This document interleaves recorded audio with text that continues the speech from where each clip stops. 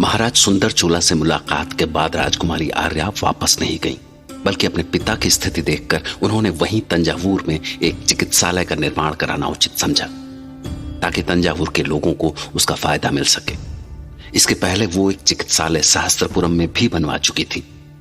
तो तंजावुर के महल के ठीक सामने इस उपलक्ष्य में एक भव्य आयोजन किया जा रहा था, जिसमें राजघराने के विशिष्ट व्यक्ति और रानियां उपस्थित थीं। इसके अलावा वहां और भी बहुत सारी भीड़ जमा थी।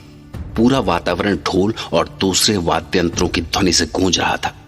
और तभी राजकुमारी आर्या अपनी सवारी से पूजा स्थल पर पहुंच चुकी थी।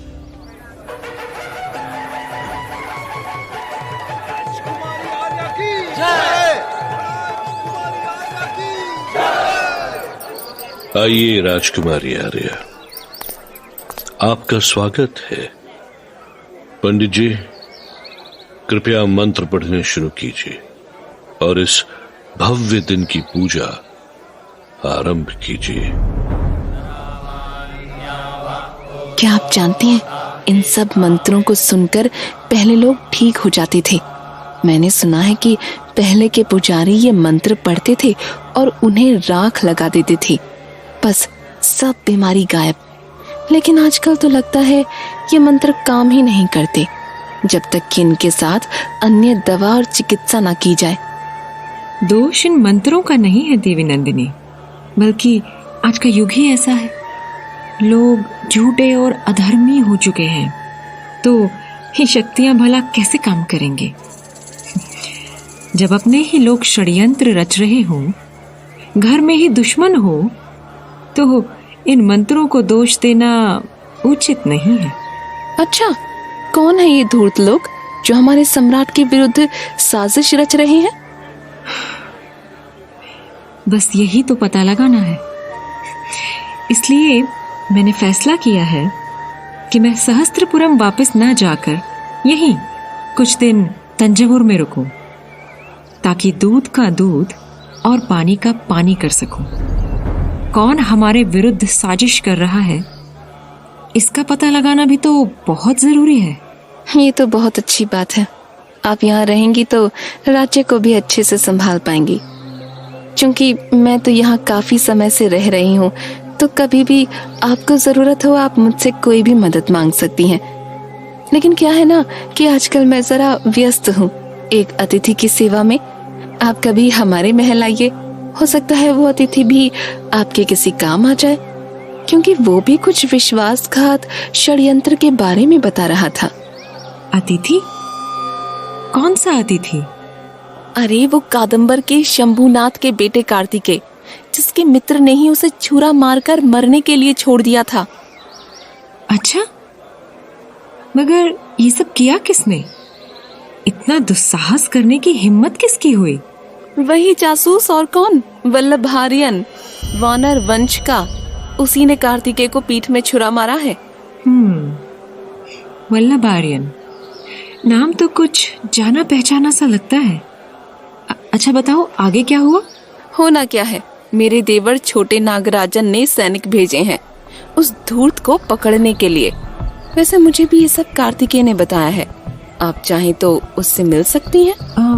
तो ये कार्तिकेय यहीं तंजावुर में है, आपके महल में? हाँ राजकुमारी, सैनिक उसको घायल अवस्था में लाए थे, तब से उसका इलाज यहीं चल रहा है। किंतु घाव इतना गहरा है कि पता नहीं कब ठीक होगा। मुझे तो लगता है शरीर के घाव से भी गहरे उसके मन के घाव हैं। कदम्बुर के राजा के वंश की वीरता के अनेकों किस्से सुने हैं मैंने। मैं अवश्य मिलने आऊंगी कार्तिकेय से। हाँ राजकुमारी, इसी बहाने हमारे छोटे से घर में आपके कदम पड़ जाएंगे। मुझे बहुत अच्छा लगेगा, आप जरूर आइएगा। आप सभी को सूचित किया जाता है कि हमारे राजकुमारी ने आप सभी का कर माफ कर दिया है। इसके अलावा राजकुमारी की तरफ से आप सभी को अनाज और वस्त्रों का उपहार दिया जाएगा।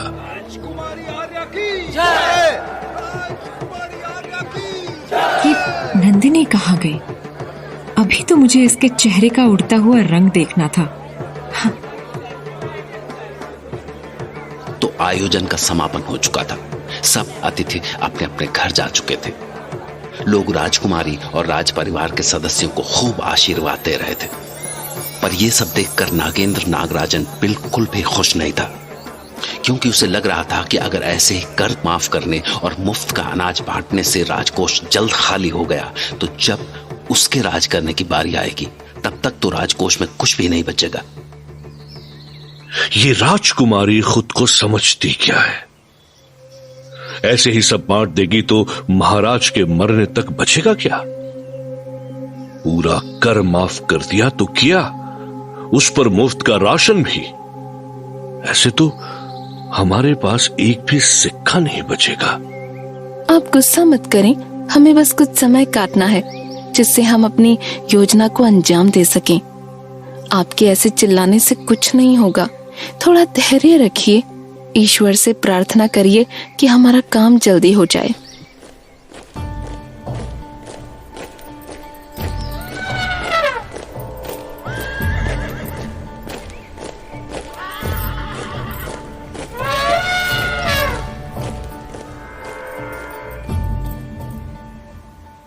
नंदिनी, जब तुम जानती हो मुझे ये राजकुमारी बिल्कुल पसंद नहीं, फिर भी तुमने इसको अपने महल में बुलाया।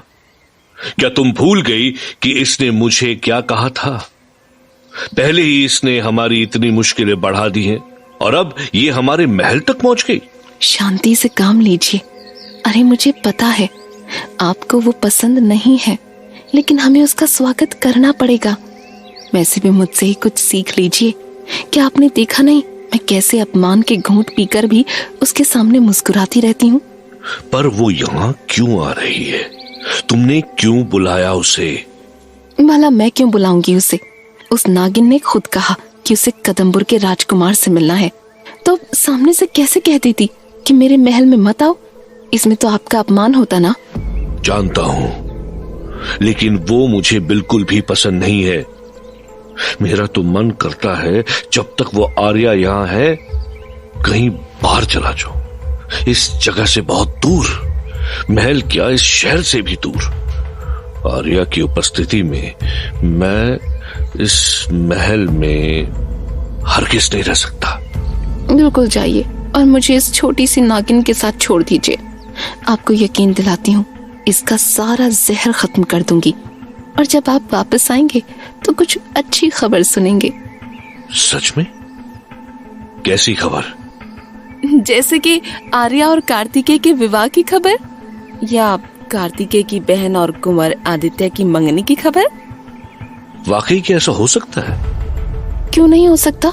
अब मधुरंजन कोई राजगद्दी का शाही हकदार तो है नहीं, और उस औरत जैसे आदमी के लिए हम अपनी योजनाओं पर पानी तो नहीं फेर सकते। फिर तो वो दिन दूर नहीं जब आप यहाँ की महारानी बनेंगी। स्वामी, चलता हूँ प्रिय, जल्दी लौटूंगा।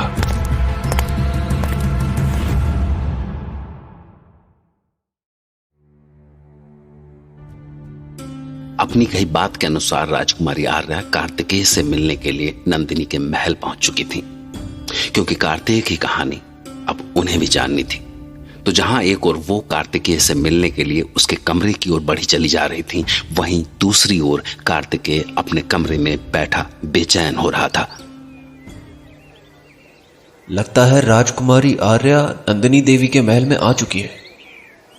आज तक कितने लोगों से उनकी सुंदरता और बुद्धि के चर्चे सुने हैं। मेरा भाग्य है कि राजकुमारी साक्षात मुझे दर्शन देने आ रही है। क्या वाकई राजकुमारी के मन में मेरे लिए सहानुभूति है?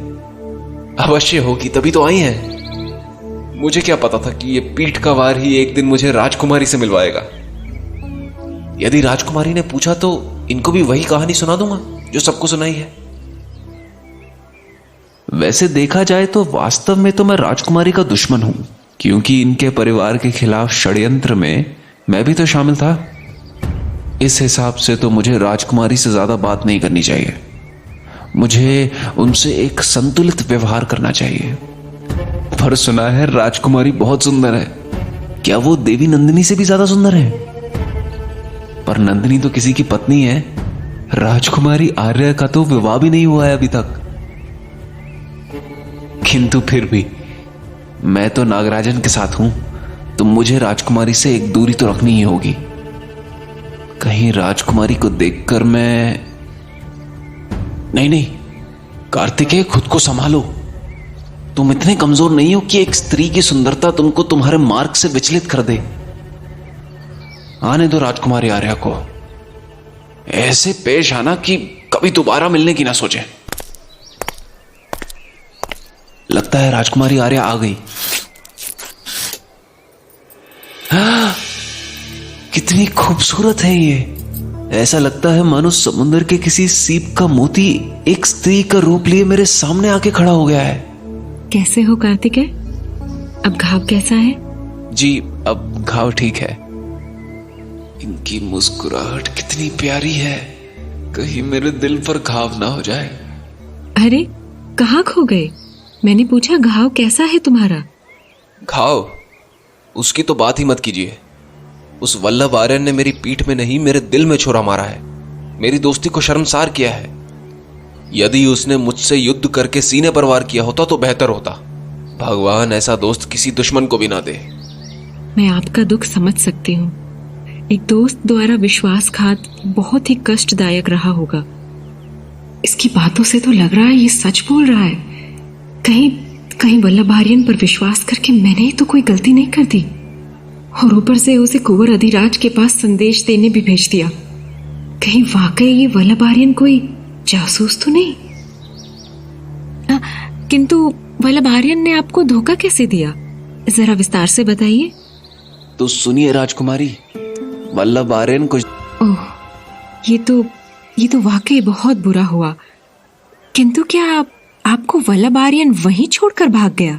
हाँ राजकुमारी, मुझे तो वो वहीं छोड़कर भाग गया था, किंतु मैंने खुद को अगले दिन एक गूंगी औरत के घर में पाया।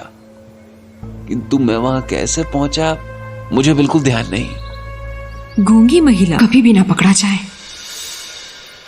माफी चाहूंगी राजकुमारी, पर हमें ये बातचीत रोकनी होगी। रोकनी होगी? पर क्यों? आप ऐसा क्यों कह रही हैं? क्योंकि बात ही कुछ ऐसी है। कौन सी बात? यूं पहेलियां ना बुझाइए, कृपया पूरी बात बताइए। बात ये है कि हमारे सैनिकों ने उस जासूस को पकड़ लिया है।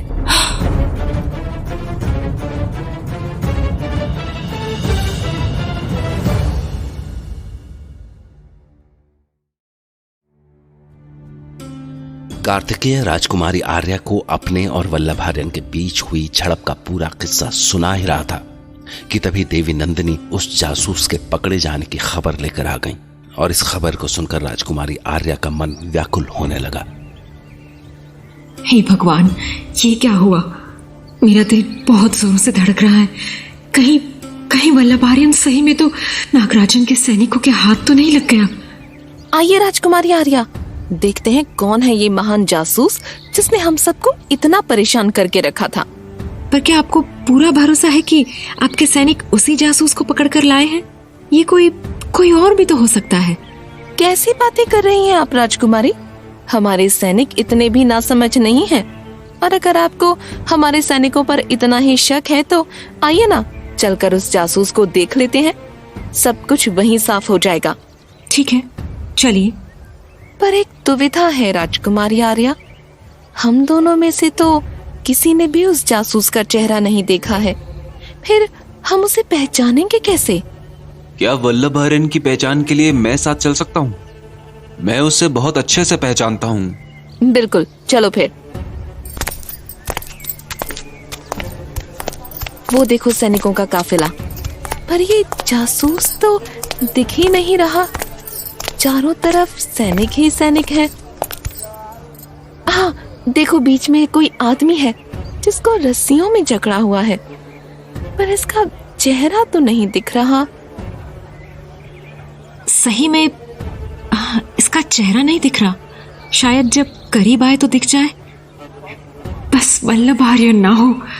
वैसे ये आदमी कुछ अधिक मोटा है और छोटा भी। अरे ये तो वल्लभ आर्यन है ही नहीं, कोई और है। किसको पकड़ लाए ये लोग? क्या कोई और? जरा मैं भी तो देखूं। अरे हाँ, ये ये तो कुछ जाना पहचाना सा लगता है। अरे हाँ, ये तो वही दूत है जिसे मैंने वल्लभ आर्यन के साथ लंका भेजा था। ये यहाँ क्या कर रहा है? देवी नंदिनी, लगता है आपके सैनिक मूर्ख होने के साथ साथ अंधे भी हो चुके हैं। ये रस्सियों से जकड़ा हुआ इंसान कोई जासूस नहीं है, बल्कि मेरा ही दूत है, जिसे मैंने लंका भेजा था महाराज के लिए जड़ी बूटियां लेने के लिए। ये बेकार के सैनिक किसी काम के नहीं है। अब बताओ, सही आदमी को छोड़कर किसी और को पकड़ लाए। हम सबका कितना समय नष्ट किया इन लोगों ने। वैसे भी वल्लभ आर्यन जैसे चतुर व्यक्ति को पकड़ना इतना आसान नहीं है। वो किसी भी तरह खुद को इतनी आसानी से फंसने नहीं देगा। जब वो मुझे, अपने दोस्त को चकमा दे सकता है, तो इन बेवकूफ सैनिकों की क्या बिसात है? आप भी वल्लभ आर्यन को अपना दोस्त मानते हैं कुंवर कार्तिकेय? उसने आपके साथ इतना कुछ किया, फिर भी? देवी नंदिनी, ये देशद्रोह, ये जासूसी सब अलग मुद्दा है, मगर मैं अब भी वल्लभ आर्यन को अपना मित्र ही मानता हूँ। मुझे लगता है इन सैनिकों ने वल्लभ आर्यन को मार दिया है, क्योंकि जहाँ तक मुझे पता है लंका 2 लोग गए थे और सैनिकों के साथ एक ही व्यक्ति है। वैसे आपको क्या लगता है राजकुमारी आर्या? क्या आपको भी यही लगता है कि उस जासूस को हमारे सैनिकों ने मार डाला होगा? जब भी वल्लभ आर्यन की बात आती है, राजकुमारी आर्या के चेहरे के हाव भाव ही बदल जाते हैं। तो असल में बात इतनी गहरी है। ठीक है, नंदिनी को इन मामलों में लोगों के दिलों से खेलना अच्छी तरह आता है। तो फिर इस जासूस का क्या करें राजकुमारी आर्या? आपने ये क्या जासूस लगा रखा है? जब मैं कह रही हूँ कि इस दूत को मैंने ही लंका भेजा था, तो ये सब क्या तमाशा है? देवी नंदिनी, मुझे लगता है मुझे आपके देवर से ही इस विषय में बात करनी होगी। किंतु आपने इसके साथ, मैं तो एक स्त्री हूँ, ये पुरुषों की बातें वो ही जाने। किंतु अगर वो कोई जासूस नहीं था तो वो ऐसे छुपकर किले से क्यों भागा? और तो और आप बताओ, उसने कार्तिकेय को घायल क्यों किया? मुझे कुछ समझ नहीं आ रहा। मुझे नहीं लगता कि वल्लभ आर्यन ने कार्तिकेय को घायल किया होगा। सोचो, अगर ऐसा है तो कार्तिकेय कैसे उस गूंगी औरत के घर तक सुरक्षित पहुंचा? मुझे आश्चर्य है कि उस जासूस ने आप पर कैसा जादू कर दिया है। आप सिर्फ उसके गुणगान ही कर रही हैं। ऊपर से ये कार्तिकेय इतना सब होने पर भी उसे अपना मित्र बोल रहा है। कुछ खास तो जरूर है उस वल्लभ आर्यन में। किंतु सोचिए, अगर सैनिकों ने उसको मार दिया हो तो फिर तो उसका वापस आना नामुमकिन है। अरे आपको तो बहुत पसीना आ रहा है। ठीक तो हैं आप? हाँ, मैं ठीक हूँ। मैं तो बस इतना कह रही थी कि कार्तिकेय के अनुसार तो वल्लभ आर्यन को पकड़ना आसान नहीं है। बिल्कुल राजकुमारी, वल्लभ आर्यन जैसे वीर योद्धा को पकड़ना इन सैनिकों के बस की बात नहीं है। हो सकता है इस बार बच गया हो, किंतु अगली बार तो अवश्य पकड़ा जाएगा और तब उसकी मृत्यु निश्चित है। देवी नंदिनी, हम सब में से कोई भी ज्योतिष नहीं है जो सबके भविष्य को बता सके। मुझे तो ये समझ नहीं आ रहा है कि ये सब कर कौन रहा है। एक तो पहले ही राज्य में इतनी अराजकता फैल रखी है और उस पर ये नया जासूस का तमाशा। महाराज बीमार हैं और जिस व्यक्ति को उनके लिए जड़ी बूटी लेने भेजा था उसको बंदी बनाकर आपके सैनिक सड़कों पर घुमा रहे हैं। मुझे लगता है इस विषय में मुझे सीधे महाराज से ही बात करनी पड़ेगी। अरे राजकुमारी, ऐसी कोई बात नहीं है। आप महाराज को ये सब मत बताइए। वो वैसे भी इतने बीमार और परेशान हैं। हालांकि मुझे नहीं लगता कि मेरे देवर को आपकी इस योजना के विषय में कोई जानकारी थी, अन्यथा ऐसा कुछ नहीं होता। आप इस विषय में छोटे नागराजन से बात कर सकती हैं। मैं आपके मिलने का प्रबंध करती हूँ। आखिर आप राजकुमारी आर्या हैं। आपकी इच्छा तो हमें सर आंखों पर रखनी ही होगी।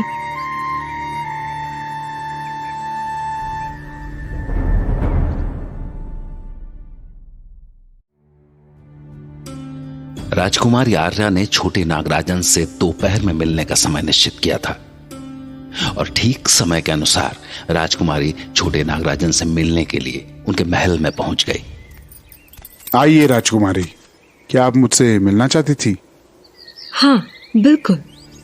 आपने चोला साम्राज्य की देखभाल इतने अच्छे से की है कि दुश्मन तो दुश्मन, आप तो राज्य के सेवकों को भी जासूस बनाकर उनका सर कलम करवा दें। और इतनी उत्कृष्ट सेवा के लिए मुझे आपसे मिलने आना ही पड़ा। राजकुमारी, ये आप मुझसे कैसी बातें कर रही हैं? सही कह रही हूँ। आपको राज्य चाहिए तो कम से कम सम्राट के जिंदा रहने तक की तो प्रतीक्षा कर लीजिए। क्या इतना इंतजार भी नहीं कर पा रहे हैं आप? ये कैसे शब्दों के तीर मार रहे हैं आप? क्या इन जहरीले शब्दों से मुझे आप सीधे यमलोक पहुंचाना चाहती हैं? मेरे शब्दों में कहाँ इतनी शक्ति कि किसी की जान ले लें। मैं तो एक मामूली सी लड़की हूँ। बस कीजिए राजकुमारी, मैं और नहीं सुन पाऊंगा। आपके ये शब्द मेरे कानों में गरम तेल की तरह चुभ रही हैं। ऐसी क्या भूल हुई मुझसे जो आप इतनी क्रोधित है? भूल? आप कहाँ भूल करते हैं? भूल तो मुझसे हुई कि मैंने अपने बीमार पिता के लिए जड़ी बूटी लेने किसी को भेजा ताकि मेरे पिता जल्दी से ठीक हो सके। ये कोई भूल नहीं है राजकुमारी। अच्छा, तो फिर ये बताइए कि आप ये जानते थे ना कि मैंने ही उस युवक को जड़ी बूटी लेने भेजा था? हाँ, मैं स्वीकार करता हूँ, मुझे इसकी खबर थी। यदि आप सब जानते थे तो फिर उसे बंदी क्यों बनाया? देखिए राजकुमारी, जब आपने उसे अपने काम से भेजा होगा तब शायद आपको भी नहीं पता होगा कि वो एक जासूस है। सहस्त्रपुरम के वैद्य का लड़का एक जासूस? आप ठीक तो है ना? यह हास्यपद कहानी क्या स्वयं आपने बनाई है? राजकुमारी, शायद आप नहीं जानती कि आपके इस दूत का साथी कोई जड़ी बूटी लेने नहीं गया था, बल्कि वो तो एक संदेश देने लंका गया। पर क्या आप ये जानते हैं कि उस आदमी को संदेश लेकर मैंने ही भेजा था? राजकुमारी, मुझे पता है, लेकिन आपको शायद ये नहीं पता कि वो एक जासूस है और उसने आपको भी धोखा दिया है। नहीं, उसने मुझे कोई धोखा नहीं दिया और ना ही वो जासूस है, बल्कि वो तो मेरे भाई का संदेश लेकर आया था। राजकुमारी, आप समझ नहीं रही है। ये जासूस अक्सर ऐसे ही हथकंडे अपनाते हैं। अब ऐसे तो वो एक संदेश यहाँ तंजावुर में सम्राट के लिए भी लाया था। अच्छा, तो बताइए फिर वल्लभ आर्यन के जासूस होने का क्या प्रमाण है? राजकुमारी, अगर आपको वल्लभ आर्यन के सही इंसान होने पे इतना ही भरोसा है तो मुझे आप ये बताइए कि तंजावुर के महल में वो सीधे तरीके से क्यों नहीं आया? उसने हथकंडे क्यों अपनाए महल में घुसने के लिए? और तो और, क्या आप ये जानती है कि उसने ज्योतिष के यहां जाकर क्या पूछा? उसने पूछा कि सम्राट कब तक शासन करेंगे, हमारे सम्राट का क्या भविष्य है? आप ही बताइए, भला उसे इन बातों से क्या लेना देना? मगर ये सब बातें कहाँ साबित करती हैं कि वल्लभ आर्यन एक जासूस है? अब ऐसे तो मैं खुद सम्राट के विषय में कितने ही प्रश्न ज्योतिष जी से पूछने गई थी, तो क्या मैं जासूस हो गई? राजकुमारी, आप कैसी बातें कर रही हैं? कहां आप सम्राट की पुत्री और कहां वो? आपकी चिंता अपने पिता के विषय में जायज है, किंतु उस अजनबी का ऐसा प्रश्न करना कहीं भी जायज नहीं है। क्या आपके पास कोई ठोस सबूत या वजह है उसको जासूस साबित करने के लिए, या केवल आपने बस संदेह के आधार पर उसके पीछे सैनिक लगा दिए? जब उसने तंजावुर महल में प्रवेश किया तो उसके पास एक राज चिन्ह की अंगूठी थी। जब उससे उस अंगूठी के बारे में पूछा गया तो उसने कहा कि वो अंगूठी उसे मेरे बड़े भाई ने दी थी। पर जब मैंने अपने बड़े भाई से इस बारे में पूछा तो उन्होंने इस बात से सरासर मना कर दिया। यह सब सुनकर आपको क्या लगता है? क्या वल्लभ आर्यन सच में ठीक इंसान था? अगर हां, तो उसे वो अंगूठी कहां से मिली? ये पता करना तो आपका काम था ना कि आखिर वो अंगूठी वल्लभ आर्यन को किसने दी? बिल्कुल राजकुमारी, हम इसका पता लगा रहे हैं। अरे, इतना समय हो गया और आपके आदमी अभी तक कुछ नहीं कर पाए। मेरे लोग कोई जादूगर नहीं है राजकुमारी। वैसे भी सच जानने के लिए हमें उस वल्लभ आर्यन की आवश्यकता है। पर यह कैसे कहा जा सकता है कि वल्लभ आर्यन सब सच बताएगा? इसकी चिंता आप ना करें, बस एक बार हाथ आ जाए फिर क्या करना है हम बेहतर जानते हैं। वैसे भी ये जासूस बहुत तेज है, उसको हमारे कालकोठियों तक के बारे में पता था, तभी वह उस रास्ते से कार्तिकेय को छुरा मारकर भाग निकला। और आपको क्या पता कार्तिकेय को किसने घायल किया? कोई सबूत है आपके पास? अरे, ये तो कार्तिकेय ने खुद ही बताया है। और आपको पूरा भरोसा है कि कार्तिकेय सच ही बोल रहा है? तो क्या आपको पता है छुरा किसने मारा? क्या आपने अपनी आंखों से देखा? हाँ देखा। मैंने देखा है उस वल्लभ आर्यन को, और उसको देखकर मैं इतना तो कह ही सकती हूँ कि वो पीठ पीछे वार करने वालों में से नहीं है। वाह क्या बात है। कितना भाग्यशाली है वो जासूस जिसका पक्ष आप खुद ले रही हैं। आप उसको बार बार जासूस क्यों कह रहे हैं? अरे तो और क्या कहूं? जो भेष बदलकर घूमा है, जंगलों में छिपता फिरता है, उसको जासूस ना कहूं तो और क्या कहूं? सब दिन में यात्रा करते हैं और वो रात का फायदा उठाकर नाव से लंका भाग गया। मतलब आपके आदमी उसको पकड़ नहीं पाए, वो लंका भागने में सफल रहा? हाँ राजकुमारी, मुझे बहुत दुख है कि वो हमारे हाथों से निकल गया और इसी वजह से हमारे सैनिक उसके साथी को पकड़ कर ले आए। किंतु वह वैद्य का लड़का है, वो निर्दोष है। उसको तो मैंने भेजा था। आप उसको तुरंत रिहा करें। वो निर्दोष नहीं है, वो तो खुद ही बोल रहा था कि वो एक जासूस है। मुझे डर है कहीं इसमें हमारे दुश्मनों की कोई चाल ना हो। उसको रिहा करना अभी उचित नहीं होगा। ऐसे तो आप किसी को भी संदेह के आधार पर कारागार में डाल देंगे। मुझे कुछ नहीं पता, आपको उसको रिहा करना ही होगा। मैं ऐसा नहीं कर पाऊंगा राजकुमारी। नहीं कर पाऊंगा मतलब? क्या आप सम्राट की आज्ञा का भी पालन नहीं करेंगे? ये आप क्या कह रही हैं? आपकी आज्ञा मेरे लिए सम्राट की आज्ञा के बराबर ही है। ये रही उस कालकोठरी की चाबी। आप जैसा चाहे करें, किंतु मैं इसकी कोई जिम्मेदारी नहीं लूंगा। आप जिस जिसको चाहे वहां से रिहा कर दे, किंतु इस सब की जिम्मेदारी आपकी खुद की ही होगी। मुझे इस सब से मुक्त रखिएगा। बहुत बढ़िया, सारा दोष मेरे सर। यही चाहते हैं ना आप? लाइए चाबियां। अब तो खुश हैं आप? मुझे खेद है कि आज ये प्राचीन चोला साम्राज्य केवल 2 औरतों की वजह से घोर संकट में आ सकता है। मतलब क्या है आपका? एक मैं और दूसरी स्त्री नंदिनी देवी। और कौन? आपको पता है ना आप किसके बारे में बात कर रहे हैं? अगर आपके ये सुंदर शब्द नागेंद्र नागराजन ने सुन लिए तो जानते हैं आपको तुरंत तंजौर की सीमा से बाहर कर दिया जाएगा।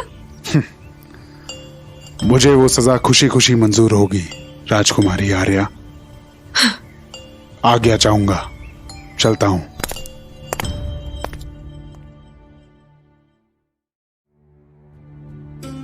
राजकुमारी आर्या और छोटे नागराजन के बीच कहासुनी के बाद छोटे नागराजन ने कारागार की चाबियां राजकुमारी आर्या को सौंप दी, जिन्हें लेकर राजकुमारी आर्या अपनी सखी वानती के साथ सीधे कालकोठरी की ओर चल पड़ी। दीदी, यहाँ इतने सैनिक क्यों हैं? सैनिक यहाँ नहीं होंगे तो फिर कहाँ होंगे पगली? कारागार से कोई कैदी भाग निकला तो? अरे हाँ, मैं तो भूल ही गई थी कि हम कारागार आए हैं। पर बस कारागार ही इन सैनिकों के यहाँ होने की वजह नहीं है। तो फिर? बस देखती चलो। राजकुमारी की जय हो। आइए राजकुमारी, आपका स्वागत है। धन्यवाद।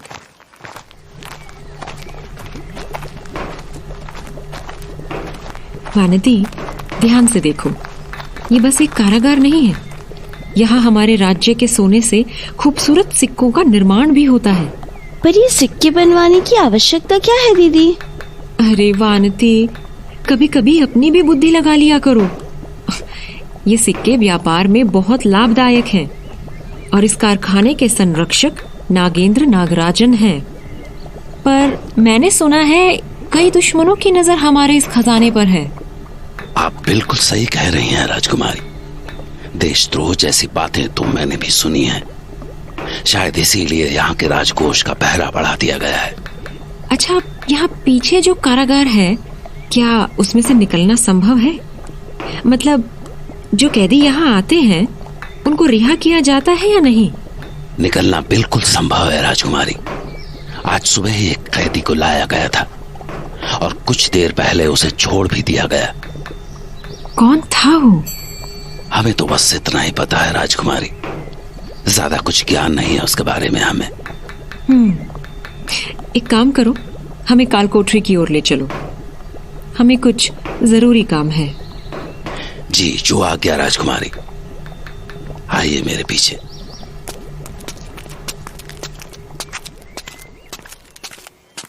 दीदी, हम नीचे की ओर क्यों जा रहे हैं? वानती, ये कालकोठरी इस कारखाने के काफी नीचे स्थित है और यहाँ से एक रास्ता बाहर की तरफ जाता है। अरे पर उस रास्ते से कोई कैदी भाग निकला तो? भागने से पहले उसे तेंदुए और चीते के पिंजरों से होकर गुजरना पड़ेगा। ये सब कितना खौफनाक लग रहा है दीदी। कैसे रहते होंगे लोग यहाँ पर? ये सब कानून नागराजन के हैं, तुम नहीं जानती। और जिस तरीके से आज छोटे नागराजन ने मुझसे बात की, मुझे लगा कि वो मुझे भी इस काल कोठरी में डाल देंगे। पर ऐसा कैसे हो सकता है? अगर ऐसा हुआ तो तंजावुर में तो प्रलय आ जाएगा दीदी। वैसे आपने तो मुझे अभी तक बताया ही नहीं कि हम यहाँ पे आए क्यों हैं। मैं तो यहाँ बस अपने वैद्य के बेटे के लिए आई हूँ। उसे रिहा करना है ना मुझे। लीजिए राजकुमारी, काल कोठरी का द्वार आ गया और ये रहा दरवाजा। दीदी कितना भयानक है ये सब। एक तरफ तेंदुए और बाघ के चिल्लाने की आवाजें आ रही हैं और दूसरी तरफ कैदियों के विलाप का स्वर। क्या इन लोगों के लिए कोई कानून व्यवस्था नहीं है दीदी?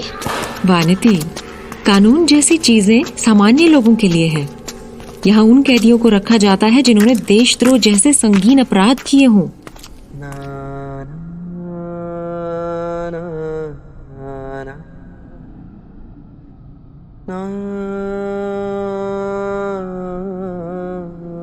ऐसे भयानक वातावरण में इतना मधुर कौन गुनगुना रहा है? हाँ दीदी, वाकई बहुत सुंदर आवाज है।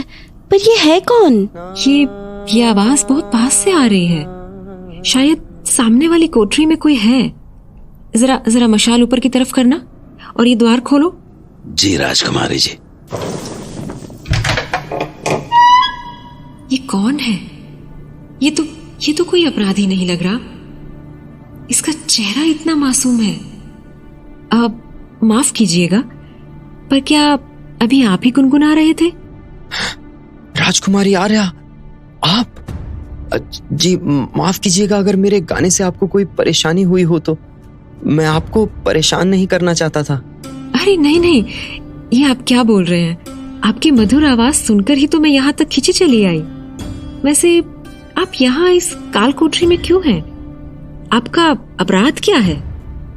आप तो सूरत और सीरत से बड़े भले मालूम होते हैं। अब राजकुमारी जी, आप मेरे लिए परेशान मत होइए। मैं तो यहाँ भी प्रसन्न हूँ। शायद यही ईश्वर की इच्छा है कि मैं इस काल कोठरी में कैद रहूं। आप तो बिल्कुल एक संत पुरुष की तरह हैं। आप यहाँ कैसे आए? मतलब ऐसा क्या अपराध किया आपने जो आपको यहाँ आना पड़ा? राजकुमारी जी, मैं कोई संत नहीं हूँ। मैं तो भगवान के लिए फूलों की माला बनाने वाला एक साधारण सा युवक हूँ। आप कहाँ रहते हैं? आपके परिवार में कौन कौन है? राजकुमारी जी, मैं तंजावुर किले के बाहर उपवन के समीप रहता हूँ। मेरे परिवार में मेरे अलावा बस मेरी माँ है। अच्छा, तो आपकी माँ का नाम क्या है? राजकुमारी जी, मेरी माँ का नाम वानी है। मैं आपकी माँ से मिलने अवश्य जाऊंगी। मेरी माँ से मिलने का क्या फायदा? वो तो बोल सुन भी नहीं सकती हैं। बोल सुन नहीं सकती? माफ कीजिएगा, पर क्या आपका नाम चंद्रमोहन है? हाँ राजकुमारी जी, मैं चंद्रमोहन ही हूँ।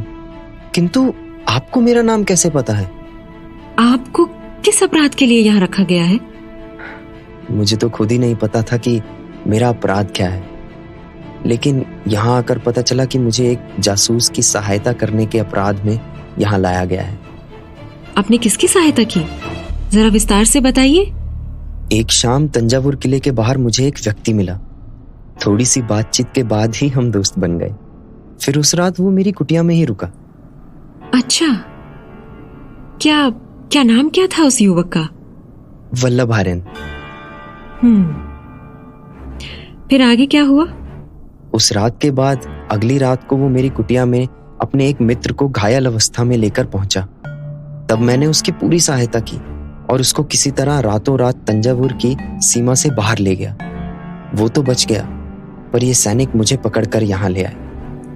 आपको एक पल के लिए भी नहीं लगा कि आप एक अनजान व्यक्ति के लिए अपनी जान जोखिम में डाल रहे हैं? राजकुमारी, जीवन में कुछ लोग ऐसे मिलते हैं जिनसे पहली मुलाकात में ही आप अच्छे से जान लेते हो कि उसका दिल कितना साफ है और वो असल में कैसा इंसान है। वल्लभ आर्यन वैसा ही इंसान था। शायद इसीलिए मुझे उसकी मदद करने पर कोई पछतावा नहीं है और ना ही कोई डर है। पर कुछ लोग ऐसे भी होते हैं जिनसे मिलने पर आपको उनसे घृणा होने लगती है। ठीक वैसा ही एक इंसान आज यहाँ कैदी के रूप में लाया गया था। उसकी बातें इतनी विषैली थी कि मेरा मन क्रोध से भर गया। भगवान का शुक्र है कि वो आज ही चला गया। अच्छा, कौन था वो जो इतनी जल्दी रिहा हो गया? अब सुना है कोई सहस्त्रपुरम के वैद्य का लड़का था। एक बात बताइए, ऐसी क्या विशेष बात थी जो आपको वो वैद्य का लड़का पसंद नहीं आया? राजकुमारी, उसने मेरी ममेरी बहन सागरिका के विषय में कुछ ऐसे शब्द कहे कि बस मेरे क्रोध की सीमा नहीं रही। उसके बाद पता चला कि उसी आदमी ने वल्लभ आर्यन को फंसाने के लिए इन सैनिकों को उकसाया था। वो तो भला हो सागरिका का कि उसने वल्लभ आर्यन को बचा लिया और किसी तरह रात में ही अपनी नौका से लंका पहुंचा दिया। मतलब जासूस भाग निकला? चंद्रमोहन जी, एक जासूस के भागने पे आप जिस तरह प्रसन्न हो रहे हैं, आपको तो इस कोठरी में देशद्रोह के लिए हमेशा हमेशा के लिए बंद कर देना चाहिए। अगर ऐसा है तो हमें बगल की 2 कोठरियां और खाली करवानी पड़ेंगी, क्योंकि आप दोनों के चेहरे की प्रसन्नता भी देशद्रोह के अपराध के बराबर है। आप एक बहुत अच्छे इंसान हैं चंद्रमोहन। और तो और आपकी मधुर आवाज इन कैदियों के लिए बिन सावन बरसात का काम करती है।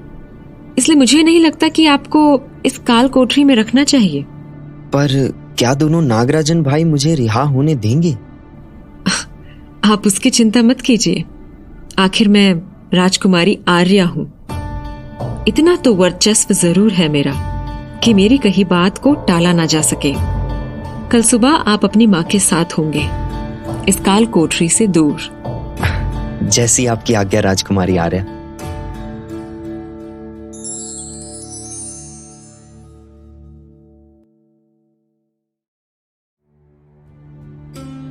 तो जहां इधर राजकुमारी आर्या चंद्रमोहन को रिहा करा चुकी थी, वहीं दूसरी ओर नंदिनी बगीचे में बैठी शतरंज की अगली चाल चल रही थी।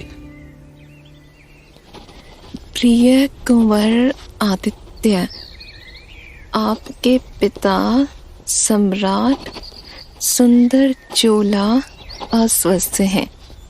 राज्य में षड्यंत्र भी चल रहे हैं। आप जल्द से जल्द तंजावुर आने की कृपा करें।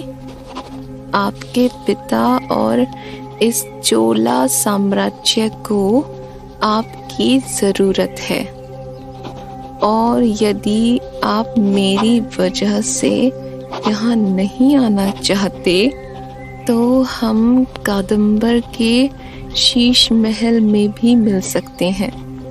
मैं ये संदेश आपको शंभुनाथ के बेटे कुंवर कार्तिकेय के हाथों भेज रही हूँ। वो हमारे विश्वास के व्यक्ति हैं। आप इनके हाथों अपना उत्तर हमें दे सकते हैं। आपकी अभागी नंदिनी। चलो, ये पत्र तो पूरा हो गया। दासी कार्तिकेय को लेके आती ही होगी। देवी नंदिनी की जय हो। आपने मुझे याद किया? तो आप आ गए कुंवर कार्तिकेय, कृपया बैठिए। जी धन्यवाद देवी नंदिनी। अरे, आप तो हमारी तरफ देख भी नहीं रहे। वैसे भी राजकुमारी आर्या को देखने के बाद आप हमें कहाँ देखेंगे? अरे कहाँ, आपकी एक मुस्कुराहट पर तो लाखों आर्या कुर्बान है। कैसी बातें कर रही हैं आप? कहाँ आप सीधे इंद्र के सिंहासन की दावेदार और कहाँ राजकुमारी। ऐसी बातें बोलकर मेरा दिल मत तोड़िए। अरे, ऐसा क्या कहा हमने? कुछ भी बोलिए, बस उस राजकुमारी आर्या का नाम मत लीजिए मेरे सामने। मुझे वो बिल्कुल पसंद नहीं है। कैसे उस वल्लभ आर्यन का पक्ष ले रही थी, जो एक देशद्रोही है, जिसने अपने मित्र को चाकू मार दिया। पर एक बात है, आपने राजकुमारी के सामने क्या गजब की कहानी बनाई। मानना पड़ेगा। अरे हाँ, वो द्वंद्व का वर्णन एक बार को तो मुझे भी सब सच ही लग रहा था। अरे, जब राजकुमारी आर्या ने मुझसे पूछा कि मुझे छुरा कैसे लगा, तो मुझे लगा उन्हें एक ऐसी कहानी सुनाऊं जिससे उनको मेरी बात पर यकीन हो जाए। तो बस मैंने यही कहानी सुना दी उन्हें। हाँ हाँ, कोई बात नहीं, किंतु आपको मुझे पूरा किस्सा सच के साथ सुनाना पड़ेगा, समझे आप? अच्छे से याद कर लीजिए। क्या आपको मुझ पर भरोसा नहीं है? मैंने सब सच ही तो कहा था। मुझे आप पर पूरा भरोसा है, लेकिन वो क्या है ना, अगर कल को वल्लभार्यन पकड़ा गया और उसको सजा दिलाने के लिए हमें ठोस सबूत पेश करने पड़े, तो हम क्या सबूत पेश कर पाएंगे? सजा? देखिए, ये तो मैं बिल्कुल भी नहीं चाहता हूं कि वल्लभार्यन को सजा हो। मेरे हिसाब से उसे सजा नहीं मिलनी चाहिए। वाकई आप बहुत अच्छे व्यक्ति हैं, किंतु फिर भी मेरे लिए उस रात का पूरा सच जानना जरूरी है। क्या आप मुझे दोबारा बताएंगे कि उस रात आखिर हुआ क्या था? क्या आपको सब कुछ अच्छे से याद है? मुझे सब याद है। आप पूछिए, आप क्या पूछना चाहती हैं? जब मेरे और स्वामी से आपकी मुलाकात हुई, तब जानते हैं आपने क्या कहा था? वो मुलाकात मैं कभी नहीं भूल सकता। तब मैंने पहली बार आपको देखा था, लेकिन अपने कहे शब्द में थोड़ा भूल गया हूं। अरे तो क्या हुआ, मैं याद दिला देती हूँ। आपने मेरे स्वामी से कहा था, मैंने आपकी बेटी की सुंदरता के बहुत किस्से सुने हैं, आज देख भी ली। क्या सच में मैंने ऐसा कहा था? हे ईश्वर, मुझे माफ कीजिएगा। अच्छा, तभी उस वक्त नागराजन जी का चेहरा लाल पड़ गया था और वो मुझे घूर रहे थे। मुझे लगता है शायद इसी वजह से वो मुझे आज भी पसंद नहीं करते हैं। अरे ऐसी कोई बात नहीं है, आप उनका इतना सम्मान करते हैं, वही काफी है। किंतु मैं एक बात दिल से स्वीकार करता हूँ देवी, मैं उनको जरा भी पसंद नहीं करता। कोई बात नहीं, किंतु मैं बहुत भाग्यशाली हूँ कि मुझे नागेंद्र नागराजन जैसा पति मिला। इतने वीर और साहसी, मेरा तो जीवन धन्य हो गया। अब इस पर क्या कहूँ, यहाँ तो मेरा चुप रहना ही अच्छा है। अरे क्या हुआ, आप चुप हो गए? अच्छा ये बताइए, उस दिन जब मुझसे और स्वामी से मिलकर आप निकले तो आगे क्या हुआ? उसके बाद सैनिक ने मुझे मशाल से रास्ता दिखाया और उसके पीछे पीछे मैं चलता रहा। पर जैसे ही मैं किले से बाहर निकला, किसी ने मेरी पीठ में छुरा भोंक दिया। शायद किले के बाहर वल्लभार्यन मेरी ही प्रतीक्षा कर रहा था। बाकी सब तो सही है, किंतु मैं एक बात से सहमत नहीं हूँ कि वल्लभार्यन आपका बाहर इंतजार कर रहा था। अरे वो वही था, आप नहीं जानती उसे। वो मैं मानती हूँ कि मैं उसे नहीं जानती, किंतु मैं यकीन से कह सकती हूँ कि वल्लभार्यन वहाँ नहीं था। अच्छा, तो बताइए फिर कहाँ था वल्लभार्यन? वो किले के बाहर नहीं, बल्कि किले के भीतर था। क्या? हाँ, वल्लभार्यन उस समय किले के भीतर ही था। किसी तरह वो नीचे की तरफ बने राजकोष में पहुंच गया होगा और फिर वहां से निकलकर काल कोठरी से होते हुए आपके पीछे पीछे चलकर किले से बाहर निकल गया होगा, ताकि वो तंजावुर से भागने में भी सफल हो सके और आपको पीठ में छुरा भी मार सके। किंतु छुरा मारते हुए आपने उसे देख लिया तो उसने दिमाग से काम लिया और आपको उस गूंगी महिला के घर में छोड़ गया। आप बिल्कुल सही कह रही हैं, यही सच है। आप कितनी बुद्धिमान है।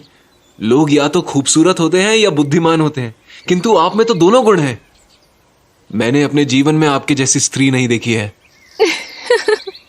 मुख स्तुति में आप काफी अच्छे हैं। मेरे शब्द भी मेरे इरादों की तरह साफ और नेक हैं। अच्छा, तो क्या आप मुझ पर एक एहसान कर सकते हैं? अरे एहसान क्या, आप हुक्म कीजिए। तो ठीक है, हम आपको हुक्म ही दे देते हैं।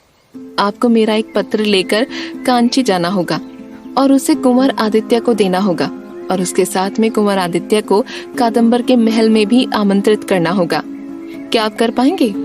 ये काम तो मैं अवश्य कर सकता हूँ, पर क्या मैं जान सकता हूँ कि क्या आपकी ये योजना उन्हीं योजनाओं में से है जिस पर नागेंद्र नागराजन, मेरे पिता और अन्य लोग भी काम कर रहे हैं? हाँ हाँ बिल्कुल, आप कोई भी चिंता ना करें। आज हम सब एक ही व्यक्ति की वजह से संकट से गुजर रहे हैं। आप किसकी बात कर रही हैं? मैं समझा नहीं। मैं उस अभिमानी राजकुमारी आर्या की बात कर रही हूँ जो आज ही हमसे मिलने आई थी। अच्छा, राजकुमारी आर्या। आप ठीक ही कह रही होंगी देवी नंदिनी, आप ही पहचान सकती हैं उनको। क्या आप जानते हैं उनको अपने पिता की नहीं, इस राजगद्दी की चिंता अधिक है?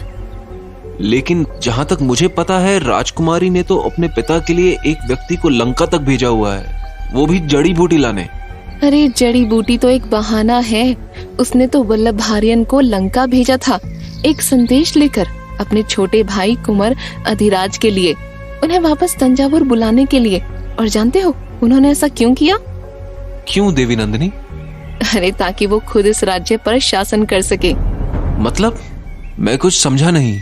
देखो, कुंवर अधिराज राजकुमारी आर्या की हर बात मानते हैं, तो एक तरह से कुंवर अधिराज राजकुमारी के हाथ की कठपुतली हैं। उनके समर्थन से सम्राट के बाद राजकुमारी आर्या खुद अपना शासन चला सकती हैं। वैसे भी राजकुमारी आर्या अपने दोनों भाइयों में से कुंवर अधिराज को अधिक प्रेम करती हैं। और जानते हैं ऐसे में सम्राट कौन बन जाएगा? कौन? आपका प्रिय मित्र वल्लभार्यन। और कौन? अगर ऐसा है तो आप नागराजन भाइयों को और मेरे पिता को सूचित क्यों नहीं करती? हमें तुरंत उनको ये सब बताना चाहिए। ऐसा करने का कोई फायदा नहीं, क्योंकि राजकुमारी आर्या बहुत चालाक हैं और उन्हें हराने के लिए हमें भी अपने दिमाग से खेलना होगा, तभी हम अपनी योजनाओं में सफल हो सकेंगे। आप ठीक कह रही हैं देवी नंदिनी। खैर फिलहाल आप बस मेरा ये काम कर दीजिए। ये लीजिए, ये तालपत्र बहुत ही सावधानी से कुंवर आदित्य को सौंप दीजिएगा। जो आज्ञा देवी नंदिनी। मैं आपके लिए कुछ भी कर सकता हूँ। देवी नंदिनी। क्या हुआ दासी, तुम इतनी घबराई हुई क्यों हो? माफ कीजिएगा देवी नंदिनी, इतनी अच्छी हवा चल रही थी, मेरी आंख लग गई थी। अभी आंख खुली तो देखा कि नागेंद्र नागराजन इसी तरफ बढ़े चले आ रहे हैं। क्षमा चाहूंगी, मैं आपको इस बात की खबर पहले नहीं दे सकी। ये तो ठीक नहीं हुआ, कुछ करना होगा वरना बहुत परेशानी हो जाएगी।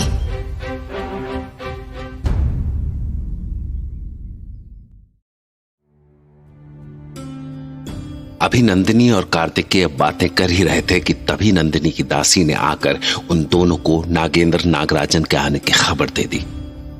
और अब सवाल यह था कि आगे होने क्या वाला था। क्या नागेंद्र नागराजन का गुस्सा नंदिनी और कार्तिकेय को एक साथ देखकर उन पर निकलने वाला था, या नंदिनी फिर से अपना कोई जादू चलाने वाली थी? नागराजन आ गए। वो यहां मुझे नंदिनी के साथ देखेंगे तो न जाने क्या क्या सोचेंगे। कहीं इन्होंने सारी बात सुन न ली हो। अरे मैंने तो देवी नंदिनी को यहां तक कह दिया था कि मुझे वो पसंद नहीं है। हे भगवान, संभाल लेना।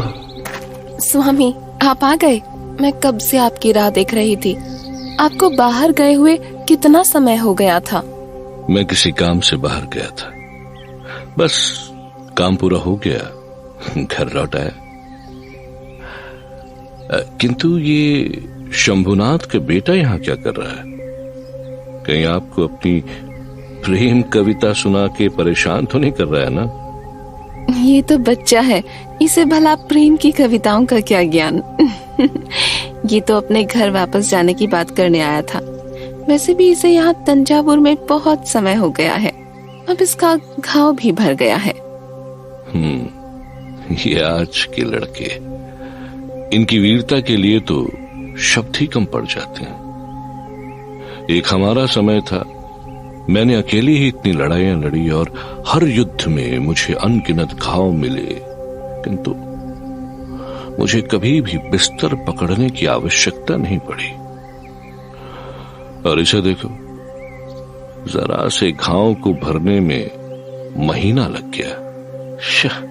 लानत है, शायद तुम्हारा खून ठंडा है कार्तिकेय। आप मेरी पिता के उम्र के हैं। मेरी सहनशीलता को मेरी कमजोरी मत समझिए, अन्यथा क्या कर लोगे तुम? स्वामी, क्या आप जानते नहीं उसकी पीठ से गहरा घाव उसके दिल का है? शरीर के घाव तो ठीक हो सकते हैं, किंतु मन के घाव बहुत देर से भरते हैं। उसको उसके प्रिय मित्र ने छुरा मारा है। जरा उसकी मानसिक स्थिति समझिए। हमें उसके दर्द को नहीं बढ़ाना चाहिए। खैर, मुझे इसके घाव की बातें करने में कोई दिलचस्पी नहीं। मैं तो यहाँ तुमसे मिलने आया था नंदिनी। एक समाचार देना था तुम्हें। हमारे सैनिकों को लंका में एक व्यक्ति मिला है उसके पास से कुंवर अधिराज के लिए एक ताल पत्र भी मिला है, जो कि उसने उन सैनिकों को दे दिया है। मुझे लगता है कि ये वही लड़का है, कार्तिकेय का प्रिय मित्र, जो तंजावुर किले के सैनिकों को धोखा देकर यहां से बचकर निकल गया। मैंने आपसे एक बार नहीं 1000 बार कहा है कि आपका भाई छोटे नागराजन इस किले की रक्षा करने के लिए सही आदमी नहीं है, और तो और उनके सैनिक भी उनके जैसे बेकार हैं। मैं मानता हूँ, पहले मैंने आपकी बात नहीं सुनी, किंतु अब मुझे भी इसका एहसास हो गया है कि आप सही कह रही थी। खैर, एक जानकारी और मिली है। उस जासूस के पास वो राज चिन्ह वाली अंगूठी भी मिली है, किंतु वो अंगूठी उस तक कैसे पहुंची, इसका कुछ पता नहीं चला। आपने अपने प्यारे भाई से क्यों नहीं पूछा उस अंगूठी के विषय में? मैंने पूछा था, पर यदि आप उसकी बनाई कहानी सुनेंगी तो हंसते हंसते पागल हो जाएंगी। जानते हैं, उसके अनुसार वो अंगूठी उस जासूस को आपने दी थी। आपने। मेरे देवर से बड़ा विदूषक कोई नहीं है। वाकई इस ब्रह्मांड के 14 लोकों में भी ऐसी कहानियां बनाने वाला कोई नहीं है। अरे, आगे की कहानी तो सुनो। मेरे भाई की कल्पनाओं के हिसाब से वो जासूस आपसे आपकी पालकी की यात्रा के दौरान मिला और आपने उसे वो अंगूठी तभी दी थी। हालांकि उसने एक और कहानी बताई थी। ये भी हो सकता है कि जो जादूगर आपसे मिलने आता है, उसने ही वो अंगूठी उस जासूस को दे दी होगी। क्यों?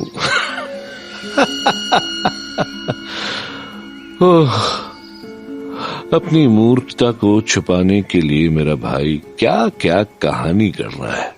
आप हंस रहे हैं? आपके भाई ने आपकी पत्नी के ऊपर इतने आरोप लगा दिए और आप हंस रहे हैं? नहीं नहीं, तालपत्र? किंतु किसको? मैं कुंवर आदित्य को कांची में तालपत्र भेजना चाहती हूँ। मगर क्यों? जब राजकुमारी आर्या अपने छोटे भाई कुंवर अधिराज को तालपत्र भेज सकती हैं, तो क्या मैं रानी नंदिनी कुंवर आदित्य को तालपत्र नहीं भेज सकती? आपको कैसे पता कि राजकुमारी आर्या ने ये काम ठीक से नहीं हो रहे हैं? मैं कहती थी ना कोई आपको धोखा। सब बातें छोड़िए स्वामी, आप बस मुझे कुंवर कार्तिकेय को तालपत्र लेकर भेजने की आज्ञा दे दें। कार्तिकेय, आप ये तालपत्र बहुत सावधानी के साथ कुंवर आदित्य को दे दीजिएगा और उनको कादम्बर के शीश महल में आमंत्रित करना मत भूलिएगा। और हाँ, इस तालपत्र के बदले में जो भी उत्तर मिले उसे मुझ तक पहुंचा दीजिएगा। जी ठीक है, पर यदि नागराजन जी की मंजूरी हो तो क्या मैं अपने पिता को ये सब बता सकता हूँ? हाँ बिल्कुल, मेरे और स्वामी के विचार बिल्कुल अलग नहीं हैं। आप अपने पिता को सब बता सकते हैं। क्यों स्वामी, ये बता सकते हैं ना? हाँ अवश्य। जी ठीक है, अब मैं चलता हूँ, आज्ञा चाहूंगा। स्वामी, लगता है मुझ पर से विश्वास उठ रहा है आपका। कहीं आपके भाई की बनाई कहानियों का असर तो नहीं है? नहीं, कभी नहीं। मेरी तलवार और भाला शायद मुझे धोखा दे सकते हैं, किंतु आप मुझे कभी धोखा नहीं दे सकते। आपके एक एक शब्द पर मुझे पूरा भरोसा है। अगर आप मुझ पर इतना ही भरोसा करते हैं तो उस लड़के के सामने आपने मुझे नीचा क्यों दिखाया? आपने मुझसे कितने प्रश्न पूछे, मुझे कितना अपमानित महसूस हो रहा है, आप जानते हैं। अरे ऐसा नहीं है, मैं आप पर पूरा भरोसा करता हूं, किंतु फिर भी आप क्या करती हैं, किससे मिलती हैं, ये जानने का पूरा अधिकार है ना मुझे। बिल्कुल स्वामी, आपका अधिकार है, किंतु मुझसे दूसरों के सामने ऐसे प्रश्न ना पूछा करें। अकेले में तो आप जो चाहे पूछ सकते हैं। अच्छा, तो फिर बताइए कि कुंवर आदित्य को तालपत्र भेजने की ऐसी क्या आवश्यकता थी और आपने उनको कादम्बर के महल का न्योता क्यों भेजा? जबकि आप जानती हैं कि हमारी योजना के अनुसार वे हमारे सबसे बड़े दुश्मन हैं। आप अभी भी बात नहीं समझ रहे। हमारे सबसे बड़ी दुश्मन वो राजकुमारी आर्या है। उसने अपने छोटे भाई को इसलिए बुलाया है कि उसको तंजावुर की गद्दी मिल सके। मैंने उसकी इस कुटिल योजना का खात्मा करने के लिए कुंवर आदित्य को तालपत्र भेजा है और कादम्बर बुलाया है। अब तो आप मेरी बात समझ ही गए होंगे, या मुझे और भी कहने की जरूरत है? इतने तो बुद्धिमान आप हैं ही। हाँ, मैं बिल्कुल समझ गया। नागेंद्र नागराजन अब भी कुछ नहीं समझ पाया था, पर नंदिनी की आंखों का तेज और उसकी खूबसूरती ऐसी थी कि नागराजन